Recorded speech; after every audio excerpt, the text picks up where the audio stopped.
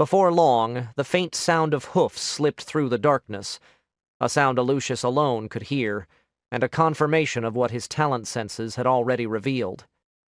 "Stand ready," he hissed. Another fraction of a glass passed, and the raiders neared the orchard. "Call 'em forward." Alucius kept his voice low, waiting until all his troopers were clear of the shed. "Wheel in place! Second squad, fire at will!" Alucius projected both his voice and a sense of command. The chill air cracked apart under the almost simultaneous volleys from the north and southwest of the road. The militia force fired a good 3 volleys before a single lighter series of cracks came from the raiders. As the voids of death and the agony of the wounded raiders swept over Alucius, a grim smile flicked across his lips. The glass after glass of training had clearly paid off. "Withdraw! Back!" The command was in the Lanachronan dialect. That scarcely surprised Alucius.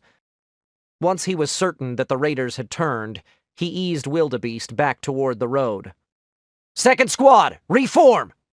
"Reform on the captain!" Alucius quickly reloaded with the speed of long practice and habit.